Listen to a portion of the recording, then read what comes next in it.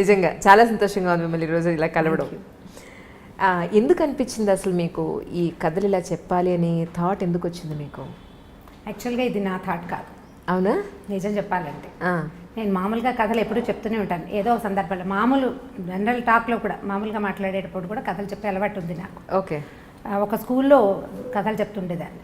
అనుకోకుండా ఇప్పుడు గెస్ట్గా నన్ను పిలిచింది జయ వాళ్ళ అమ్మగారితో పరిచయం అయింది నాకు. ఓకే. తనకేదో ప్రోగ్రామ్కి అవసరపడి వాళ్ళు నా కోసం వెతుకుతున్నారు, నా ఫోన్ నెంబర్ కోసం. నేను ఇంకొక ఫ్రెండ్తో కలిసి విజయలక్ష్మి అని తనకి నేను గాడ్ సిస్టర్గా ఉంటాను. ఓకే. సో నేను వెళ్తున్నాను, మీరు నన్ను వాళ్ళు అడిగారన్నమాట, తను చెప్పలేదు నాకు. ఓకే. నాకు పని ఉంది సుమన్ టీవీలో, మీరు రండి అని నన్ను తీసుకెళ్ళింది తనకు తోడు. ఓకే. నేను అక్కడికి వెళ్ళాక నాతో ఒక కథ చెప్పించారు, నాన్న పులి. ఓహో, చాలా సింపుల్ కథ కదా, వాళ్ళు ఇంప్రెస్ అవుతారని నేను అనుకోలేదు.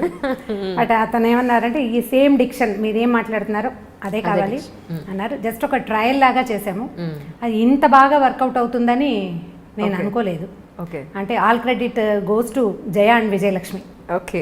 ఇందులో నా ప్రయత్నం అంటే నేను ప్రత్యేకంగా దీనికోసం ట్రై చేసింది అయితే సీరియస్లీ ఏం లేదు. అంటే మీది ఎలా ఉంటుందంటే అండి, చాలా న్యాచురల్గా మన ఇంట్లో వాళ్ళు మన కోసం కథ చెప్పినట్టుగా ఉంటుంది తప్ప ఒక ఛానల్ కోసం లేదా ఒక టీవీలో వర్క్ చేసే ఆ హంగులు ఆర్భాటాలు హంగామాలు ఏమీ లేకుండా మన ఇంట్లో పర్సన్ నాకే చెప్తున్నారు కదా, మన ఇంట్లో చుట్టాలు లేదా మన రిలేటివ్స్ నా మనిషి నాకు చెప్తున్నారు అన్నట్టుగా ఉంటుంది మీరు కథ చెప్తే. మేము అందరూ అలాగే ఫీల్ అవుతాం నిజంగా. ఇది ఒక కొత్త ఎరా అండి మీరు మొదలుపెట్టింది. అంటే నేను అట్లా అనుకోవట్లేదు అంజలి, నిజం చెప్పాలంటే నేను మామూలుగా కూడా ఇలాగే మాట్లాడతాను. నాకు స్క్రీన్ ప్రెజెన్స్ మీద పెద్దగా అవగాహన లేదు, పెద్ద కెమెరా ఫ్రెండ్లీ కూడా కాను. నేను ఎలా ఉన్నానో ఇంకా అలాగే నన్ను వాళ్ళు తీసేసుకున్నారు, నేను చెప్పేశాను అంతే. దానికోసం ట్రై చేసామనుకోండి, నేను కొంచెం ఏదైనా యాక్ట్ చేసి ఉండేదాన్నేమో. నా ప్రయత్నం ఏం లేదు కదా, అనుకోకుండా జరిగింది. ఇది జరిగింది ఇలా కంటిన్యూ అయిపోయింది అనమాట.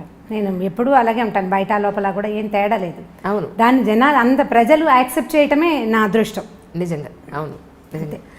అయితే ఈ తరం పిల్లలు చాలా అదృష్టవంతులు అనిపిస్తుంది నాకు. ఎందుకంటే మా అప్పుడు చందమామ పుస్తకాలు వచ్చి చదువుకుని ప్రతిదీ తెలుసుకునేవాళ్ళం. ఇప్పుడు పుస్తకాలు చదవడం అనేది చాలా మట్టుకు తగ్గిపోయింది, తెప్పించుకోవడం తగ్గిపోయింది. ఇంట్లో ఉన్న ఇవేం చదువుతాంలే, మాట్లాడితే ఫోన్లు లేదంటే ల్యాప్టాప్లు కెండిల్లు ఇవే సరిపోతున్నాయి. కానీ పెద్దవాళ్ళు లేరు ఇప్పుడు కథలు చెప్పడానికి, తల్లిదండ్రులు పిల్లల దగ్గర ఉండే అవకాశం లేదు. అదే. సో ఇక పిల్లలకి ఏదైనా నీతి తెలుస్తుంది ఒక కథల రూపంలో అంటే అది రమారామి గారి దారని ఈరోజు నాకు తెలిసినంత వరకు. ఎందుకంటే నేను చాలామందికి చెప్పాను, మా అన్నయ్య పిల్లలకి, మా పెద్దమ్మ గారి పిల్లలు వాళ్ళందరికీ, రమారావి అని కొట్టండి, అందులో మంచి కథలు దొరుకుతాయి. మీరు ఉన్నా లేకపోయినా వాళ్ళు ఏదో టైం వేస్ట్ చేసేస్తున్నారు ఫోన్లో లేదా ఇంకేదో చేస్తున్నారు బదులు అట్లీస్ట్ ఇది వింటే కనీసం ఎంతో కొంత మంచి తెలుసుకుంటారు ఆ కథల ద్వారా అని చెప్పి. సో మీరు దొరకడం నేటి జనరేషన్ పిల్లలకు అదృష్టంగా నేను డెఫినెట్గా భావిస్తున్నాను రమా గారు. అంటే పిల్లల కంటే తల్లులు ఎక్కువ వింటున్నారని అనిపిస్తుంది నాకు. నాతో కలిపి. అవును, అవును. అంటే ఇప్పుడు జయ కూడా సీరియస్లీ తనకే ఒక కథ కావాలన్నమాట. అవును. అంటే ఇది నేనేమనుకుంటానంటే పిల్లలు వీటిని డైరెక్ట్గా చూస్తారని నేను భావించట్లేదు మొదటి రోజు నుంచి. తల్లులకి చెప్పటమే, తల్లులే పిల్లలకి. ఇప్పుడు నేను ఒక నేరేషన్ ఏదో ఒక పద్ధతిలో చెప్తాను, ఈ నా రకమైన భాష, ఇప్పుడు నా ప్రెజెన్స్, నేను పెద్దదాన్ని ఇలా కాకుండా ఇప్పుడు యంగ్ మదర్ అనుకోండి 25-30 ఇయర్స్ ఉంటాయి, పిల్లలకి తల్లులు చెప్పే విధానం ఒకటి ఉంటుంది, వాళ్ళ భాష వాళ్ళ తాలూకా ఎక్స్ప్రెషన్ ఒక లెవెల్ ఉంటుంది కదా. అలాంటి దాంట్లో వీళ్ళు తెలుసుకున్న కథని ఆ లెవెల్లో కనుక ఇస్తే పిల్లలకి ఇంకా బాగా వెళ్తుందని భావిస్తాను నేను. ఇప్పుడు నేను ఒక మాట చెప్పాను అనుకోండి మా అబ్బాయికి, అదే మాట మా అక్కయ్య చెప్తే ఒక రకంగా ఉంటుంది, నేను చెప్తే దాంట్లో 4 తిట్లు యాడ్ చేసినప్పటికీ నేను చెప్పింది కరెక్ట్గా వెళ్తుంది నా పిల్లాడు కాబట్టి. అట్లా వెళ్తాయని నేను అనుకున్నాను. ఇప్పుడు బాగా తెలుస్తుంది ఏంటంటే పిల్లలు కూడా చూస్తున్నారు అని ఇప్పుడు ఈ మధ్య తెలుస్తుంది అనమాట. అవునండి. కొంతమంది పిల్లలు కూడా ఫోన్లు చేస్తుంటారు, ఓకే, ఆ నెంబర్ దొరికేసరికల్లా మాట్లాడుతూ ఉంటారు. సో కొంతమంది పిల్లలు చూస్తున్నారు. అంటే కథ డైరెక్ట్గా కాకుండా కొంత డిస్కషన్ చేస్తున్నాం కదా, ముందు వెనక ఏదో మాట్లాడుతున్నాం. సో ఈ మాట్లాడే మాటలతోటి పిల్లలు ఏమైనా అఫెండ్ అవుతారా, కష్టపెట్టుకుంటారా అలా అనిపిస్తుంది నాకు. పిల్లలు ఇలా ఉంటారు, ఇలా చేస్తారు, వాళ్ళని మనం ఇలా చేయాలి అని చెప్పే మాటకి వాళ్ళు ఫీల్ అవుతారని భావిస్తున్నాను. లేదు, ఎందుకంటే నేను చెప్తా చూడండి, ఇప్పుడు పెద్దవాళ్ళు చెప్పినట్టు పెరట్లో ఉన్న చెట్టు వైద్యానికి పనికిరాదని నేను ఎంత చెప్పినా తల్లి వాళ్ళ పిల్లలకి ఎంత చెప్పినా ఎక్కదు. అదే, అన్లెస్ అదే విషయాన్ని చక్కగా మీ మాటల్లో గుచ్చినట్టుగా మీ మాట ఎక్కడ కూడా డైరెక్ట్గా వెళ్ళి సూత్తో గుచ్చినట్టుగా ఎక్కడా ఉండదు. చాలా సాఫ్ట్గా వెళ్ళి తగులుతూ ఉంటుంది అర్థం చేసుకునే వాళ్ళకి. అయితే వాళ్ళు అనేది ఏంటంటే, అమ్మ నువ్వు చెప్పినట్టే ఉంది కానీ మేడం చెప్తే వినబుద్ధి అవుతుంది, నాకు రమ్మగారు చెప్తే వినబుద్ధి అవుతుంది. మా అబ్బాయి 8th క్లాస్ చదువుతున్నాడు. వాడు ఏ రోజున అదే క్రికెట్ ఏదైనా చూస్తానంటే కనుక, సరే అయితే క్రికెట్ చూడొద్దు, రమ్మగారి స్టోరీ నీకు ఓకే కదా, సరే అదే పెట్టి నేను చూస్తాను ఫస్ట్ అని మొదలు పెట్టాడు. అంటే నా కోసం మొదలుపెట్టి ఈ రోజు ఏ రోజున వాడు మీద ఒక కథ వినకపోతే వాడు పడుకోని పరిస్థితి, ఆ స్టేజ్కి వచ్చాడు. ఈవేళ నాతో పాటు వస్తానని, కానీ వాడు ఇంకా రెడీ అవ్వలేదు. ఇంకా లేట్ అయిపోతుందిరా బాబు, ఇంకో రోజు మన ఇంటికి వెడదానిలే డెఫినెట్గా, రమ్మగారితో నీకు ఒక ఫోటో కావాలి, నీ డైరెక్ట్గా స్టోరీ వినిపిస్తాను నీకు అని చెప్పి ప్రామిస్ చేసి వచ్చేసాను.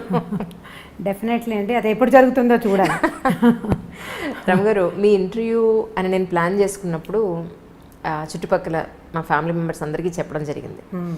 వాళ్ళ ఇళ్లలో ఉన్న సమస్యలు ఏదైతే ఉన్నాయో ఒకసారి రమ్మగారిని అడిగి నాకు ఏదైనా కొంచెం ఒక సమాధానం తెప్పిస్తావా, ఒక సొల్యూషన్ తెప్పిస్తావా అని అడిగారు. ఒకటి ఏంటంటే, చంటి పిల్లలు ఉన్న ఇంట్లో ఇప్పుడు జాయింట్ ఫ్యామిలీస్ లేవు, వీళ్ళు ఉద్యోగాలకు వెళ్ళిపోవాల్సిన పరిస్థితి. ఎందుకంటే భగవంతుడు ఒక నేచర్ ఇచ్చేశాడు, ఒక ఆడవాళ్ళకి లక్షణాలు, మగవాళ్ళకి లక్షణాలు అనేవి శారీరకంగా మానసికంగా కూడా కొన్ని ప్రత్యేకమైన లక్షణాలు ఇచ్చేశాడు. వీటికి విరుద్ధంగా ఇప్పుడు విమెన్ కూడా ఉద్యోగం చేయాల్సి వస్తుంది. అలా అని పోనీ ఇంట్లో బాధ్యతలు జెంట్స్ ఎవరైనా తండ్రులు కానీ హస్బెండ్స్ కానీ ఎవరైనా షేర్ చేసుకుంటున్నారా అని అంటే అదొక పెద్ద క్వశ్చన్ మార్కే. ఎంతమంది చేసుకుంటున్నారు 100 మందిలో అని అంటే ఒక లేడీని కదిలిస్తే ఎవరి బాధలు వాళ్ళు చెప్పుకుంటారు. నిజంగా అందరూ షేర్ చేసుకుంటున్నారని మనం ఖచ్చితంగా చెప్పలేం, అలా అనుకోలేం. సో అలాని ఇటు ఇంటి పని, అటు పిల్లల పని బాధ్యతలు, అలాగే ఉద్యోగ బాధ్యతలు ఎక్కువైపోయి మానసికంగా శారీరకంగా ఎంతో స్ట్రగుల్ అయిపోతున్నారు విమెన్. వాళ్ళ ఆరోగ్యం గురించి కూడా వాళ్ళు పట్టించుకోని కండిషన్లో, తెలుసు వీళ్ళే ఇంటి ఈవిడ వండకపోతే అందరి ఆరోగ్యం ఉండదు అని తెలుసు, ఈవిడ ప్రాపర్గా లేకపోతే ఇల్లు సవ్యంగా నడవదని తెలుసు, అయినా వాళ్ళ గురించి వాళ్ళు పట్టించుకోరు. ఇలాంటి విమెన్కి ఎలా ఉండాలి అని మీ మాటల్లో ఒకసారి వినాలని అనిపించింది వాళ్ళందరికీ. ఇది పిల్లలు పుడుతుండగా, అంటే ప్రెగ్నెన్సీలో ఉండగా లేదా ప్రెగ్నెన్సీ తర్వాత పోస్ట్నేటల్ డేస్లో కూడా ఆడవాళ్ళు నేను చేసేయగలను అని మనకి ఎలా ఉంటుందంటే, మనం ప్రూవ్ చేసుకోవాలన్న ఒక పిచ్చి పాతకాలంలో లేనిది ఇప్పుడు ప్రబలింది. సరిగా చెప్పాలని పెరిగింది అనకూడదు, ప్రబలిందనే చెప్పాలి. నీ వల్ల కాదు అంటే వీళ్ళకి నచ్చదు. ఇవాళ రేపు ఈ జనరేషన్ ఆడపిల్లలకి నీ వల్ల కాదన్న మాట నచ్చక నా వల్ల అవుతుందని అన్ని పులుముకుంటారు. సరిగా చెప్పాలంటే, అంటే సీరియస్లీ చెప్పదలుచుకుంటే కనుక. అవును, ఈ పులుముకున్నది ఏమవుతుందంటే, పాత సామెత ఒకటి ఉంది, ఎత్తుకున్న బిడ్డ మొత్తుకున్నా దిగదని. ఒకసారి ఎత్తుకోమనక మనం అలవాటు చేసామా, నాకు చెయ్యి నొప్పి పెడుతోందంటే పిల్లాడికి అక్కర్లా, నీ చెయ్యి నొప్పొద్దు, నీ మెడ నొప్పొద్దు, వాడికి ఎత్తు కావాలంతే. ఇందులో పిల్లవాడు అంటే వాడు ఒకడే కాదు కదా, వాడి నాన్న తాత కూడా ఉంటారు అందులో. ఎప్పుడైనా సరే కుటుంబ సభ్యులకి విషయాన్ని షేర్ చేయకుండా మనం మొయ్యగలము అని కనుక బలవంతంగా నెత్తి మీదకి తీసుకుంటే ఇక ఎప్పటికీ మీరు షేర్ చేయలేకపోతారు. లిమిటేషన్స్ ఉంచుకోవాలి ఎవరైనా సరే. నేను కూడా, నాకు ఇదే జబ్బు ఉంది, నాకు కూడా ఉందా జబ్బు. ఇప్పుడు ఇంత ఏజ్ వచ్చాక ఇప్పుడు నా వల్ల కాదు అంటే, ఎందుకు నీ వల్ల కాదు అనే క్వశ్చన్ వస్తూ ఉంటుంది తప్పిస్తే, ఇక నువ్వు చేయలేవా అయ్యో పాపం అని ఎవరు అనరు. ఆ మాట ఎవరికి నచ్చదు. అందుకని ఇది చిన్న వయసులోనే మనం ఏం చేయాలంటే, మనకి ఒక లిమిటేషన్ ఉంచుకోవాలి. నేను ఇది చేయగలను, నేను ఇది చేయలేను, పోనీ ఈ విషయాన్ని ఇంత మటుకు చేస్తాను, తర్వాత నేను చెయ్యను అని చెప్పగలగాలి. ఈ చెప్పటం రాకపోతే అనుభవించాల్సిందే. ఇప్పుడు పిల్లలు చిన్నతనం, ఒక 3-4 ఏళ్ల చంటిబిడ్డ ఉన్నాడు అనుకో, 4 ఏళ్ల పిల్లాడంటే ఇక వాడి ఎంత మారంలో ఎంత విసుగులో వాడికి అన్నం పెట్టడం, వాడిని నిద్రపుచ్చడం, వాడి ప్రతిదీ ఒక కష్టసాధ్యమైన సంగతిగానే ఉంటుంది. వీటిని తల్లులే చేయవలసిన పనులు ఉంచుకుని మిగిలినవి తండ్రులకి షేర్ చేయడానికి ప్రయత్నం చేయాలి. వాళ్ళతో కూర్చొని మాట్లాడుకోవాలి. ఇప్పుడు మీరు మామూలుగా కబుర్లు చెప్పుకోవడానికి, సినిమాలకు వెళ్ళడానికి, వాటన్నిటికీ మాట్లాడుకుంటూనే ఉంటారు. అలాంటప్పుడు ఇలాంటివి కూడా మాట్లాడకుండా ఉండరు కదా. వైఫ్ అండ్ హస్బెండ్ అన్నాక ఎంతో కొంత మాట్లాడుకుంటేనే కదా సంసారాన్ని నడిచేది. ఖచ్చితంగా ఈ పని నువ్వు చెయ్యి అని దానికి మళ్ళీ ఇంకొకటి ఉంది, తల్లులకి ఇంకొక జబ్బు ఉంటుంది సహజంగా. ఆ పిల్లాడు ఏదో నాన్న దగ్గర ఒక నిమిషం వేడవంగానే వీడు ఇంకా ఆగలేరన్నమాట, నువ్వు చేయొద్దులే నేనే చేసుకుంటా, పిల్లాడిని నేర్పిస్తున్నావు అనేస్తారు. అనకూడదు. కొంచెం గట్టిగా మనసు దిటవ చేసుకుని వాళ్ళిద్దరు తంటాలు వాళ్ళు పడతారు అని కనుక వదిలిపెట్టేస్తే అప్పుడు తండ్రి పిల్లవాడిని హ్యాండిల్ చేస్తాడు. ఎప్పుడైతే తల్లి సపోర్ట్ ఉందో ఈ పిల్లలు ఇక వాళ్ళ మాట వినరు. నేను ఈ పని చేయను, ఇక నువ్వు నాన్నతోటే చేయించుకో ఇవి అతనే హ్యాండిల్ చేయాలి. ఈ విషయం హోంవర్క్ చేయించడం, కొట్టని తిట్టని అక్షంతలేని ఏం చేసినా ఆయన ఏం చేస్తే అది చేస్తాడు అని వీళ్ళు ఊరుకోగలిగితే షేరింగ్ కుదురుతుంది. మనం అలా చెయ్యము, ముందు షేర్ చేస్తాము, అందరూ చేసే పని, నేను కూడా ఉన్నా అందులో. మనం ఏదో చిన్న మాట్లాడేసుకుంటాం, ఈ హోంవర్క్ చేయొచ్చని చెప్తాం. వాడు హోంవర్క్ చేస్తుండగా వాడు ఏదో విండు, ఏరా నీకు ఇది కూడా రాదా అనో ఏదో అంటాడు నాన్న. అమ్మ చూడు నాన్న అనగానే మనం తయారైపోకూడదు. తయారైపోతాం మనం. ఆ తయారవ్వకుండా ఉండడం, మధ్యలో దూరకుండా ఉండటం, ఇది అలవాటు చేసుకోవాలి. మన ఇంట్లో కనుక ఇన్లాస్ ఉన్నారనుకోండి, వాళ్ళకి కూడా పిల్లల తాలూకు కొన్ని వ్యవహారాల్ని అప్పచెప్పటం తెలుసుకోవాలి. సాయంత్రం 7 నుంచి 9 దాకా తాతగారి దగ్గర కూర్చొని హోంవర్క్ చేసుకోవాలంటే తాత సరిగా చెప్పకపోని మాట్లాడకూడదు. ఇప్పుడు బ్యారికేడ్స్ ఎవరికి కావాలి? మా ఆడవాళ్ళకే కావాలి. మనమే హద్దుల్లో ఉండాలి. ఈ హద్దు కనుక తెలుసుకుని ఉంటే అప్పుడు కుదురుతుంది. నాకు అన్నీ వచ్చు, నేను అన్నీ చేయగలను, ఈ పని ఆ పని సమస్తమైన పనులు నేనే చేసేయగలను అని ప్రూవ్ చేసుకోవడానికి ట్రై చేస్తే ప్రతిసారి మన శరీరం సహకరించదు. నిజమండి. కొన్నాళ్ళు అయ్యేసరికల్లా ఏమవుతుందంటే మానసికంగా వీక్ అయిపోతాం, సెల్ఫ్ పీటీ వచ్చేస్తుంది. నేను ఎంత కష్టపడుతున్నానో అనిపిస్తుంది. మీరు ఈ ఉద్యోగస్తుల్ని ఎవరిని కదపండి. మొన్న ఏదో ఆఫీస్కి వెళ్ళాం, పోస్టల్ డిపార్ట్మెంట్లో మా ఫ్రెండ్కి ఏదో పని, నేను ఎంత కష్టపడుతున్నాను అంటది. ఎవరికోసం కష్టపడుతున్నావు? నీ గుర్రాన్ని కూర్చుతోకుంటే అది ఊపుకొని దాని మీద ఉన్న ఈగలు తోలుకుంటుంది. నువ్వు కష్టపడేది నీ కోసమే కానీ దేశం కోసం కాదు. నువ్వు, నీ ఇల్లు, నీ పిల్లలు, మహా అయితే నీ కజిన్స్, నువ్వు ఎవరికైనా హెల్ప్ చేస్తుంటే అంతేనా? దేశానికి ఏమైనా ఉపయోగమా? ఏం లేదు కదా. నేను చాలా కష్టపడుతున్నాను అనే సెంటెన్స్ని మర్చిపోవాలి. నేను నా కోసమే పనిచేస్తున్నాను, ఇది పెద్ద కష్టం కాదు. ఒకవేళ ఇది కష్టమా, దీన్ని నేను షేర్ చేస్తాను, చేయాల్సిందే. మా పిల్లలు నా మాట వినకపోతే నేను మా అక్కయ్యలు కప్పచెప్పేస్తాను. ఇవి పలానా విషయంలో వాడు వెండు, మా అక్కయ్య పిల్లలు కప్పచెప్పేస్తాను. ఎవరు వీడిని కొంచెం కనుక్కుంటారా, నాకు తెలియట్లేదు. నేను అసలు అడగను ఆ విషయం. వాళ్ళే మాట్లాడుకుని ఓకే పిన్ని ఏం పర్వాలేదని చెప్తారు. ఇలాంటి డిపెండెన్సీని తీసుకోవాలి. ఓకే, ఇది ప్రాక్టీస్ చేయాల్సిందే. మనకి మొదటి రోజున కుదరదు. దీనికోసం మన చుట్టుపక్కల వాళ్ళతోటి మంచి సంబంధ బాంధవ్యాలు నేర్చుకోవాలి. మనం తగ్గాలి. అప్పుడు అవును, మనం తగ్గితేనే కదా సంబంధ బాంధవ్యాలు ఎలా పెరుగుతాయి మనకి. అవునండి. ఎవరితోటైనా మంచి రేపు రావాలంటే వాళ్ళకి అవసరమైనప్పుడు మనం ఉపయోగపడాలి, వాళ్ళు పెరిగినప్పుడు మనం తగ్గాలి. అలాంటప్పుడు వాళ్ళకి మనకి మంచి రేప ఉంటుంది, మంచి స్నేహ సంబంధాలు ఉంటాయి. అప్పుడు వాళ్ళ సహాయం మనం తీసుకోగలుగుతాం.